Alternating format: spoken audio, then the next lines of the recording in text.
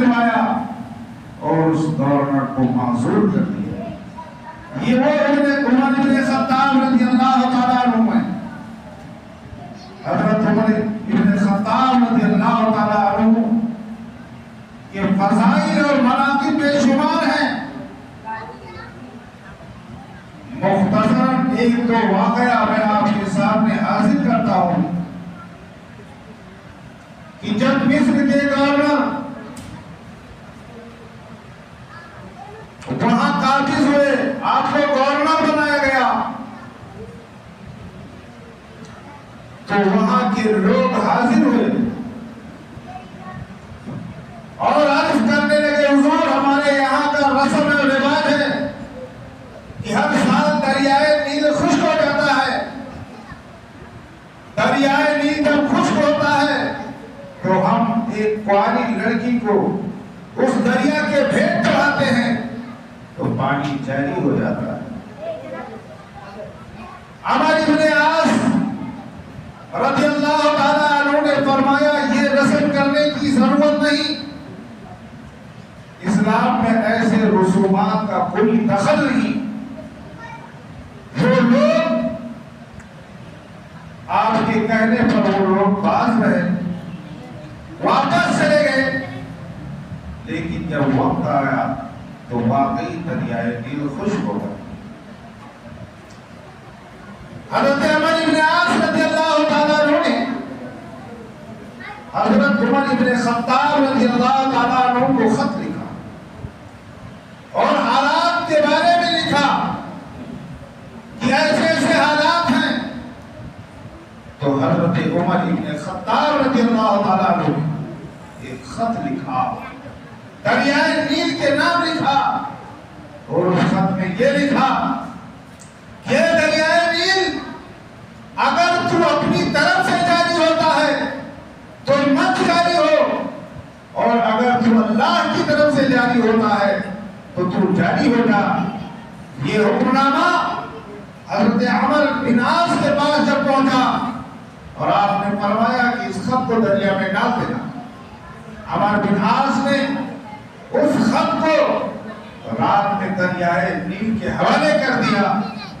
اللہ نے اپنے قدرت کاملہ کے ذریعے سے عمر ابن خطاب رضی اللہ تعالیٰ عنہ کا یہ رتبہ جب اس دریائے نیل میں پہنچتا ہے تو اللہ تعالیٰ نے اپنے قدرت کاملہ سے اس نہر کے اندر پانی جاری فرما دیا، اس نہر کے اندر پانی جاری فرما دیا اور وہ دریا بھر گیا۔ یہ وہ عمر ابن خطاب رضی اللہ تعالیٰ عنہ ہیں جنہوں نے بے شمار دولت اللہ کی راہ میں لٹایا، اللہ کی راہ میں بے انتہا اپنے مال و دولت کو آپ لٹاتے رہے۔ جزان ملت یہ سیدنا عمر فاروق اعظم رضی اللہ تعالیٰ عنہ ہیں۔ آپ رعایا کی بڑی نگہداشت کیا کرتے تھے، آپ رعایا کا خیال کرتے تھے، آپ راتوں میں گشت کیا کرتے تھے کہ کوئی ایسا تو نہیں کوئی بھوکا سو گیا ہو، کوئی پریشان حال ہو، مدینے سے باہر نکل جاتے، گشت کرتے تھے۔ ایک واقعہ اس طرح سے ملتا ہے کہ آپ گشت کرتے کرتے ایک جگہ پہنچتے ہیں کہ ایک جھوپڑی ہے، وہ جھوپڑی کے اندر چولہا جل رہا ہے۔ حضرت عمر بن خطاب رضی اللہ عنہ وہ جھوپڑی کے پاس پہنچے، پھر دھیرے دھیرے قریب ہوئی، جھوپڑی کے اندر آپ تشریف لے گئے تو اس عورت سے پوچھا کہ آخر اس کانٹے میں کیا پک رہا ہے؟ تو اس عورت نے کہا کانٹے میں کچھ نہیں پک رہا ہے، بچے بلک رہے تھے، بچے بھوک کی شدت سے رو رہے تھے، میں نے سوچا ان کے سامنے میں ہانڈی کو چڑھا دوں تاکہ ان کو تسلی ہو جائے اور بچے جو ہے روتے روتے سو جائیں، اس لیے میں نے ہانڈی کو چڑھا دیا۔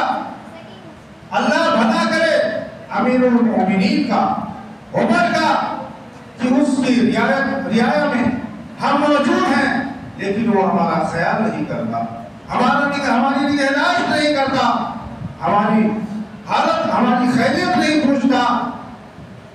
تو اللہ وہ عورت نہیں جانتی تھی۔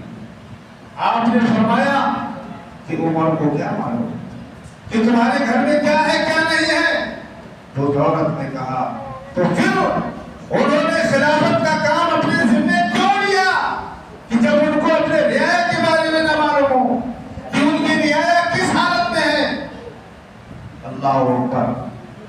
دیکھیے عمر ابن خطاب رضی اللہ تعالیٰ عنہ کی ذات گرامی کہ آپ جو ہے فوراً گھر گئے، بیت المال گئے اور بیت المال سے آٹا لیا اور دیگر کھانے کا سامان لیا اور لا کر کے اس بوڑھی کے حوالے کیا۔ پھر آپ نے ارشاد فرمایا کہ اے بوڑھی عورت، میں ہی امیر المؤمنین ہوں، تو آپ ذرا غور کیجیے، توجہ کیجیے کہ امیر المؤمنین ہوتے ہوئے اپنے پیٹھ پر آٹے کی روٹی لا کر اس بوڑھی کے یہاں پہنچایا۔